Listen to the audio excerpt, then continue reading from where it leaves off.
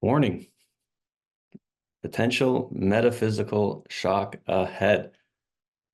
So, yeah, just check where you're at right now, whether you're watching this uh, or here live. And if you're in a vulnerable state, then maybe turn off the video or maybe exit the Zoom room because there could be some metaphysically shocking things presented today, depending where you're at. So I'll give everyone a moment to sense into that and make a choice.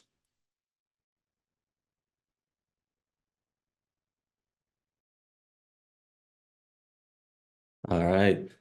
The choice has been made. You are here. And let's see why I'm here. Started with this man, Cadell, our good friend. He was like, "Yo, Peter, you got something to present at your edge on metaphysics?" I'm like, "Oh, Cadell, no, no shit, not metaphysics. Anything but metaphysics. I don't think about metaphysics. I don't theorize about metaphysics. I can't even pronounce metaphysics sometimes. But since Cadell's a good friend, I took him up on this offer and said, yes, I will present on something metaphysical. I'll find something to present on. And this was a timely invite, actually, because there's something that is at the edge of my thinking and the edge of a lot of people's thinking, it seems like these days, that if you take it seriously, that you cannot help but question one's metaphysics. And that topic is demons. So this returning to the self-reference theme, there's a reason why I'm interested in this, philosophically interested in this, is because of personal experience that I had in 2014. So it was an intense experience. So it felt like something was stalking me and trying to enter my body, and it did. And it was flooding my mind with intrusive thoughts, trying to take over my body. And the only thing it felt like, or best could be described, that was like a demonic presence. And this was also happening in a public environment, and I was trying to get people to take me away and get me out of there, but no one was taking me seriously. I felt like I was going to do something that I would regret. So I self-harmed, eventually got taken to the hospital. There was like, at one point, it was like 8 men holding me down. I felt like I had superhuman strength. I felt like I was like reading people's minds in the hospital. And afterwards, I had post-traumatic stress of that experience. Oh yeah, and during it, I was like weaving in between heaven and hell. And then when I was weaving between, I didn't even want to describe what hell felt like, and I wouldn't have, I don't wish it on my worst enemy, but it was, needless to say, it was a very intense experience. Yeah, so it was a very intense experience, and I was trying to make sense of it. And so I saw a bunch of therapists, and this actually led me to see the famous Jordan Peterson, who was my therapist for 2 years. And the very first session I had with him, he said this to me. I explained it, the situation, the demonic encounter, or what felt like a demonic encounter. And he said, "You had a religious experience." And I was like, "Holy shit." And then he said, "Exactly." And so it was, and he also kind of shared that he had similar experiences to what I described in the past. And I believed him because he had like in his like presence, there was like an otherworldly kind of quality about him. And he definitely helped me process that situation, and a bunch of other kind of psychological and philosophical interventions helped. The post-traumatic stress went away, the intrusive thoughts went away, but there was always something kind of like lingering still. And it eventually did come back when something started in 2020 called the Stoa.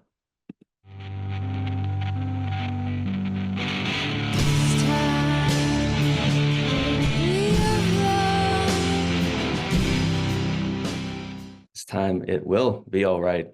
And when I was started the Stoa, there's a lot of intense collective energy happening in the world at that point in March 2020.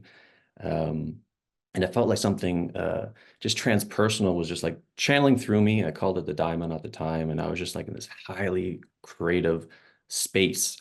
Uh, in about 3 months, that demonic energy, the same one that happened all those years ago, came back on a very intense day.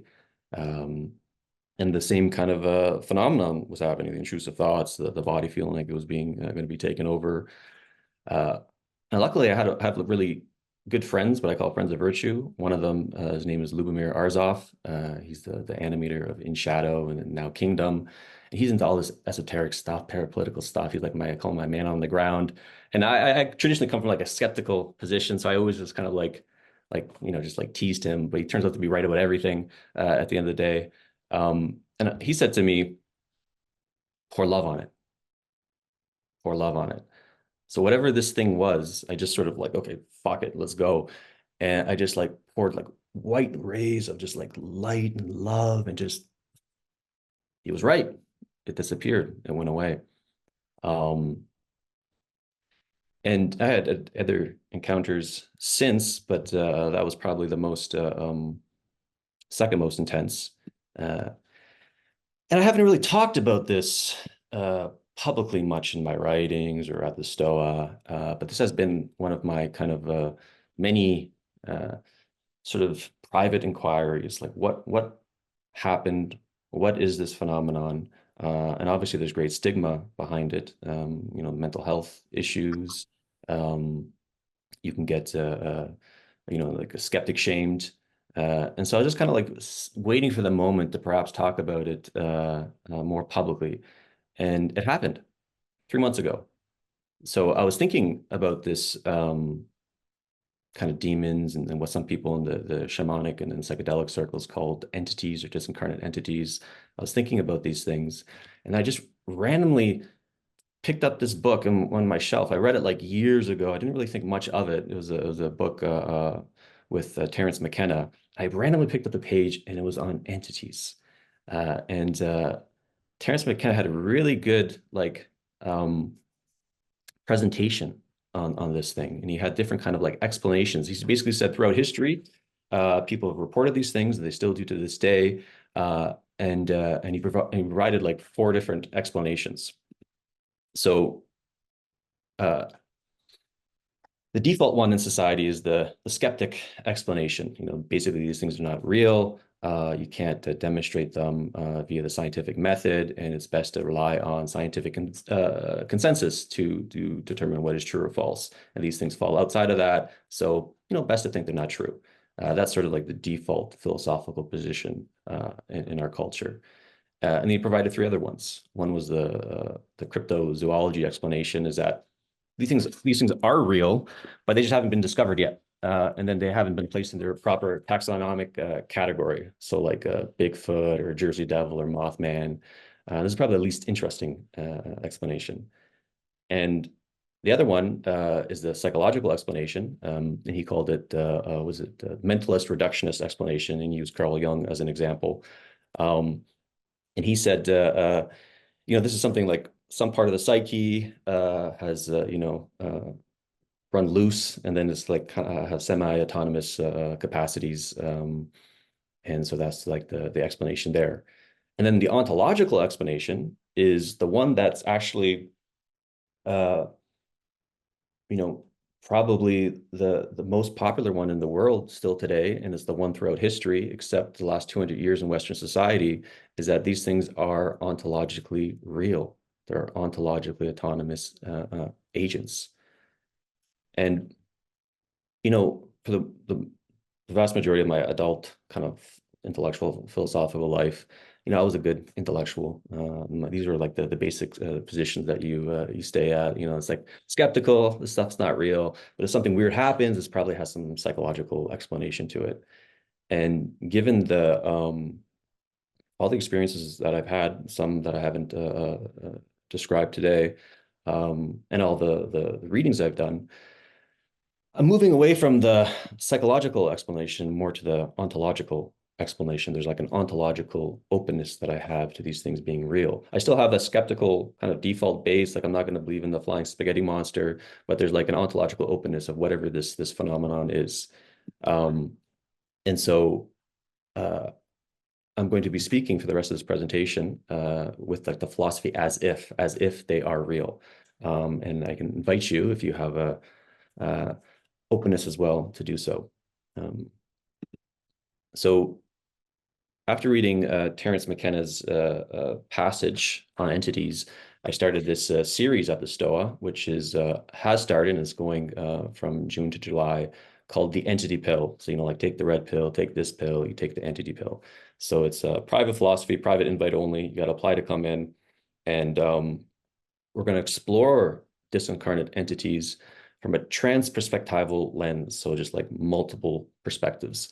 So we're doing a shamanic, psychedelic, there's a Buddhistic, and there's three that I'm going to briefly present today. One from internal family systems, they call it unattached burdens. One from like the post-rationality circles, they call it intersubjective parasites, and then traditional Catholicism, demons. And so all these could be like synonymous terms describing the same phenomenon, or they could be describing different things. So keep that in mind. So the first perspective, unattached burdens, internal family systems. So this is Bob Faulkner. He's coming to the Stoa soon. So if Richard Schwartz, who's the founder of Internal Family Systems, if he's the Freud of IFS, then Bob Faulkner is the Jung of IFS. And internal family systems, it's a popular psychotherapeutic modality, like all the cool kids are doing it. And one way to explain it is kind of understanding and harmonizing the various subpersonality or parts within oneself, kind of fostering healing. So the modeling that they have is that, our system, it consists of like an ecology of different parts or subpersonalities, and some of them we're not in a relationship with or a good relationship with, which involves anger, shame, lust. And we have to have these therapeutic interventions, ideally with a therapist, that we can kind of like drill down into this part, have a conversation with it, and then integrate it. Because at the end of the day, there's, as Richard Schwartz says, there's no bad parts. They might have a myopic perspective, but if you engage in dialogue, they actually want the best for you. They have like good intentions. And then when you actually see them for their good intentions, they kind of like, you get integrated. They get integrated into the rest of your system. And I've been doing parts work for a while now, and I can attest that it's a great modality. There's different therapeutic interventions for them. But the interesting thing is that advanced IFS therapists, they start discovering these things, that there actually is bad parts out there. They originally called them critters, and then they kind of had a more professional name or phrase called unattached burdens. But there is these parts that were just malicious, that just wanted to do harm. So, and there's this book, this is Richard's or Bob Faulkner's book, The Others Within Us, just came out. It's getting a lot of buzz. They have a lot of like, transcripts there you can read. They're quite eerie when they're engaging in these sort of parts. And they're just like, I want her to die. I want her to suffer. Why? Because I hate her. Why? Because she deserves to die. It's just like, there's nothing good. There's no good intent. And so they don't integrate these things. They get rid of them. And they have techniques, pouring love sort of techniques to get them out of people's systems. And then people like kind of attest after they've sort of rid these sort of unattached burdens out of people's system. People just feel like, wow. Oh yeah, and they commonly describe that it's like, this thing never felt a part of me. And then when you do a lot of like somatic body work, you can kind of just like feel other people. And these things, they just feel like, from my experience, like this is not a part of a system, my system. And then, so it's pretty cool because this book's more about like less theorizing what these things are, even though he does his own transperspectival exploration. It's more about a practice from the IFS perspective.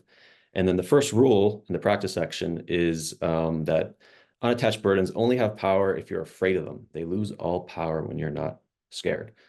So that's something to bookmark. The other perspective is the post-rationalists.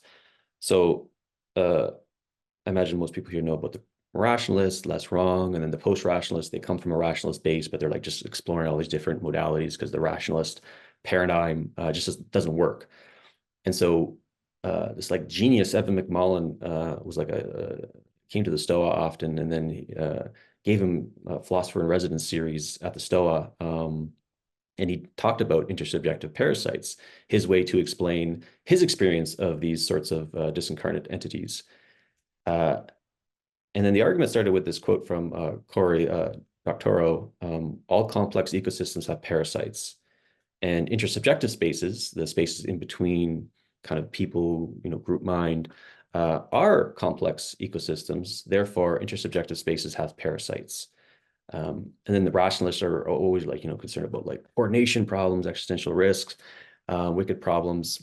And Evan argues that many of these coordination problems are due to these parasites. And they have what he calls an anti-mimetic field surrounding them, preventing accurate descriptions of them. And, a meme is something that wants to spread, an anti-meme does not want to spread. So that's the post-rationalist perspective. And traditional Catholics, trad Caths. One of my friends, the trad Catholic, was a Latin Mass, and he introduced me to this guy who's quite interesting, Father Chad Rippinger. And a really smart guy, and he has very sophisticated models and kind of like practices on diabolic influence. And there's like 6 stages. One is temptation, sort of like being tempted to do things that are outside of your interest. Vexation, so there's like, waking up with like bruises, and you don't know where it's coming from. Oppression, so you're like bad shit just starts happening in your external life. Obsession, your thoughts like bombarded with like intrusive thoughts. And then this is the famous one, possession. The demon takes over your body. And then subjugation, you make a pact with the demon for power. So this is the Catholic literature, and the response to this is basically exorcism. And he's an exorcist, Father Chad Rippinger, and you can he wrote this huge book, Dominion, talking about these demons from a Catholic perspective. So after exploring, I'm still like reading a lot of this stuff and exploring it with people at the Stoa. And so taking the philosophy as if it's real, seems to be 3 principles or 3 kind of truths here, is, and through across perspectives, is 1, if you do not fear them, they don't have power. 2, you pour love on them. There's techniques throughout the tradition where you're just kind of like, whether it's Christ consciousness or whatever, you just kind of pour light, pour love on them, and then they tend to go away. And then, to use programming language, attack vectors, what they attach onto are like psychonauts, people who do a lot of like psychedelics or out-of-body experiences, highly traumatized people, and sociopaths. So the Entity Pill series is happening at the Stoa. Everyone here can come. Everyone who's watching can come. Well, they can't come. It's a private series. You have to apply if you want to come, but you're invited to apply. And we have Robert, the IFS guy, on going to come and talk about unattached burdens. We have a psychonaut, David Luke, going to talk about DMT entities. The world's leading psychiatrist on demonic possession. The Catholic Church actually hired this guy to determine if it's a demonic possession or kind of a psychological issue. He's going to talk about demons. And then an integral theorist philosopher is going to talk about non-human intelligences, which is sort of the integral theory term on these things. So that being said, that was hopefully it's not too metaphysically shocking, and perhaps that's at the people's edge as well. We're going to do a short 3-minute exercise together before I hand this back to Cadell. And it's like, again, part of the way I philosophize is journaling. And we're going to have a little journaling exercise. So just get a pen and paper or Word document and write down your theoretical position on discarnate entities, ideally expressed within 3 sentences. So this is an example of mine. I have a skeptical home base with increasing ontological openness. In the meantime, practicing seeing them as real by applying the philosophy of as if. So just like some sentence like that, something that you feel confident to share with the people in the room today. And if you're watching this on video, feel free to write your own as well. And again, the one that Terence McKenna invited, the different philosophical positions are skeptical, cryptozoological, psychological, and ontological. And we have about 30 people in this series of the Stoa, the entity pill, and about 25% are skeptics, 25% are, or 50% are kind of the psychological position, and 25% are the ontological, and then the rest are just like kind of just bespoke autodidactic Stoa type stuff. So I imagine we'll get some of that here. But yeah, I'll put 3 minutes on the clock and write down your theoretical position on these things.